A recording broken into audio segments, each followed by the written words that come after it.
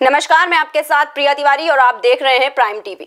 अयोध्या में राम मंदिर के निर्माण का सपना साकार होने से पूरे देश में खुशी की लहर है। श्री राम के प्रति उनके भक्तों की आस्था का अंदाजा इन तस्वीरों से लगाया जा सकता है, जिसमें उनका ये एक भक्त राजकुमार विश्वामित्र की नगरी बेसवा स्थित सरोवर से गंगा जल लेकर करीब 700 किलोमीटर दूर अयोध्या के लिए नंगे पैर पैदल ही निकल पड़ा है। राजकुमार बताते हैं कि वर्षों से उनकी आस थी कि अयोध्या में प्रभु श्री राम का भव्य मंदिर बने। वो लखनऊ होते हुए 5 अगस्त तक अयोध्या पहुंचेंगे। मैं अयोध्या के लिए जा रहा हूं जी। अयोध्या जा रहा हूं, जल लेके जा रहा हूं, मिट्टी लेके जा रहा हूं। विश्वामित्र जी ने यहाँ पे यज्ञ कराई अपनी रक्षा के लिए, राक्षसों से बचाव के लिए। अब मेरी यज्ञ सफल हो जाए तो रामचंद्र जी और लक्ष्मण जी दोनों राजा दशरथ के पुत्र हैं, वहाँ से लेके यहाँ लेके आए। इस जगह का नाम विश्वामित्रपुरी है, अब बेसवा के नाम से जाना जाता है। भारतीय संस्कृति की परंपरा के तहत भगवान श्री राम के भव्य मंदिर का निर्माण का प्रसाद देश के सभी तीर्थ स्थलों और राम भक्तों तक भेजा जाएगा। इसके लिए विंध्याचल के विशेष कारीगरों के माध्यम से 1,11,000 देसी घी के लड्डू तैयार किए जा रहे हैं। इसके अलावा राम जन्मभूमि तीर्थ क्षेत्र भी 4 लाख बीकानेरी लड्डू बनवा रहा है, जिसे सभी देशों के दूतावास में भी बांटा जाएगा। बता दें कि 5 अगस्त को राम मंदिर निर्माण का कार्य प्रधानमंत्री नरेंद्र मोदी द्वारा भूमि पूजन के बाद प्रारंभ कर दिया जाएगा।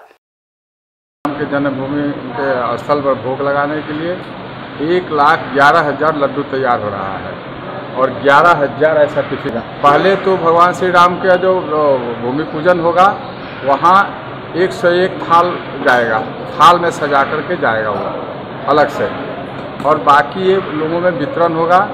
इसमें बहुत सारी सामग्री होगी, चादर, ये पीताम्बरी होगी, भागलपुरी चादर होगा, मखन्ना का होगा, और अखंड भारत दर्शन जो पुस्तक श्री देवराहंस बाबा जी द्वारा रचित की गई है वो रहेगी, और राम जन्मभूमि का भविष्यवाणी जो बाबा जी किए थे वो पुस्तक रहेगी। पुलिस कर्मियों पर मंडरा रहे कोरोना संकट के बाद भी वो अपनी जिम्मेदारी बखूबी निभा रहे हैं। बता दें कि आगामी बकरीद और रक्षाबंधन के पावन त्योहार को सकुशल मनाने के लिए लखनऊ के सभी थानों की पुलिस गली गली जाकर जनता को जागरूक रहने के लिए कह रही है। साथ ही लोगों से सोशल डिस्टेंसिंग मेंटेन कर त्योहार को मनाने की अपील भी कर रही है। एटा के अलीगंज तहसील में एसडीएम पीएल मौर्य ने बेसिक विद्यालयों की लगातार मिलती शिकायत के बाद वहां का औचक निरीक्षण किया। निरीक्षण के दौरान उन्होंने देखा कि विद्यालय से या तो अध्यापक गायब हैं या तो विद्यालय में ही ताला लटका है। वहीं इस पर ग्रामीणों ने बताया कि विद्यालय हफ्ते में कभी कभार ही खुलता है। यह सुनकर एसडीएम गुस्सा हो गए और उन्होंने बेसिक शिक्षा अधिकारी को इस बारे में अवगत कराया और कड़ी कार्रवाई के निर्देश भी दिए।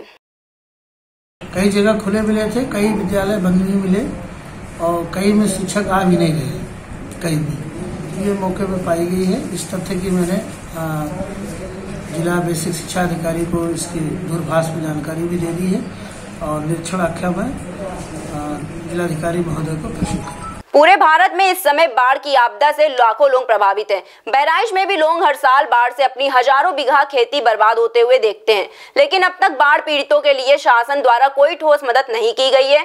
इस समस्या को लेकर कांग्रेस कमेटी के नव नियुक्त जिला अध्यक्ष जेपी मिश्रा के नेतृत्व में कांग्रेस कार्यकर्ताओं ने सिटी मजिस्ट्रेट को ज्ञापन सौंपा, जिसमें उन्होंने मांग की है कि सरकार बाढ़ पीड़ितों के पुनर्वास और राहत के लिए कोई ठोस कदम उठाए।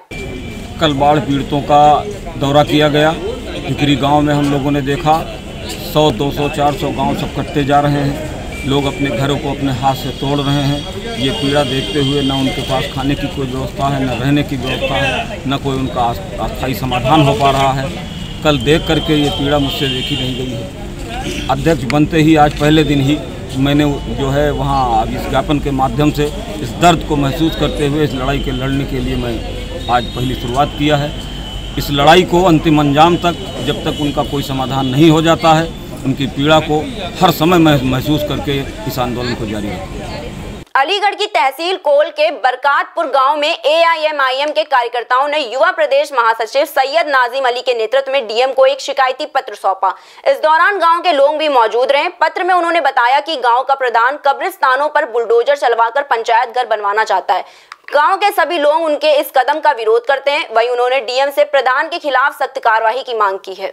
जो आज मौजूदा प्रधान है सत्येंद्र पाल सिंह सन ऑफ नार सिंह, वो उसमें जबरदस्ती ग्राम पंचायत घर बनाना चाहता है, जो कि इनके जो वहाँ पर मजार बनी हुई है कब्रें बनी हुई हैं, उसके ऊपर पंचायत भवन को बनाना चाहता है। मेरी सरकार से और आप सभी के माध्यम से डीएम साहब और अन्य अधिकारी सभी को निवेदन है कि ये इनका पुराना सदियों पुराना जो कब्रिस्तान है उस पर जबरदस्ती ग्राम प्रधान की मनमर्जी से और पंचायत घर बनाना चाह रहा है, लेकिन इसका हम पुरजोर विरोध करते हैं। वाराणसी में मंडुआ डी थाना और रोहनिया थाने की पुलिस ने संयुक्त रूप से बीते दिनों हुए ट्रिपल मर्डर का खुलासा कर लिया है।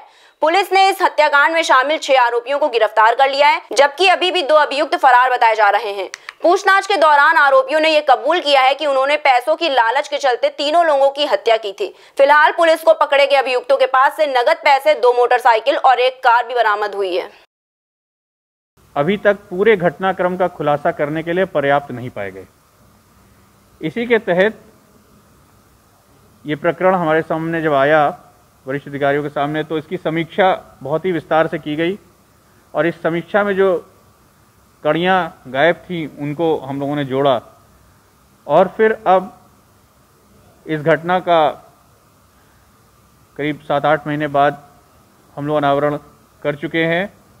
इस घटना में इन्हीं के परिचित दोस्तों का हाथ होना पाया गया और एक व्यक्ति जो गायब हुआ उसके अकाउंट में कहीं से pre approved guarantee free loan आने की सूचना जब उसके साथियों को मिली तो उन्होंने सोचा कि किसी माध्यम से उसके अकाउंट से ये पैसा अगर निकल आए, उसकी हत्या करने की योजना बनाई गई।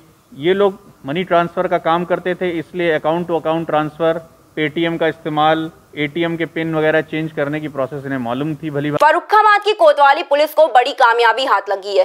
दरअसल पुलिस ने 10 किलो अफीम के साथ 4 तस्करों को गिरफ्तार कर लिया है। इस बात की जानकारी पुलिस लाइन सभागार में एसपी अनिल कुमार मिश्र ने प्रेस वार्ता के दौरान दी। उन्होंने बताया कि तस्करों से बरामद अफीम की कीमत लगभग 1 करोड़ रुपए है। फिलहाल पुलिस ने सभी के खिलाफ मुकदमा दर्ज कर उन्हें जेल भेज दिया है। पूछताछ में सारी बातें पता चली हैं। ये एक डीसीएम गाड़ी जो कि बरामद हुई है, उसी गाड़ी के माध्यम से ये तस्करी करते थे। उस गाड़ी को बाहर से देखने में बिल्कुल खुली है, लेकिन नीचे उसमें बॉक्स बनाया गया है, जिस बॉक्स में ये रख करके चुपचाप ले आते थे और दूर से अनुमान करना मुश्किल होता था कि इस गाड़ी में कोई ऐसी चीज़ है। अलीगढ़ की शहर कोतवाली इलाके में एक युवक ने मासूम बच्चे को अपनी हवस का शिकार बनाते हुए उसके साथ दुष्कर्म किया। इस घटना की जानकारी जब परिजनों को हुई तो उन्होंने तुरंत पुलिस को इसकी शिकायत की। वहीं सूचना पर पहुंची पुलिस ने बच्चे का डॉक्टरी परीक्षण कराया। साथ ही परिजनों की तहरीर के आधार पर आरोपी युवक के खिलाफ मुकदमा दर्ज कर उसे गिरफ्तार कर लिया है।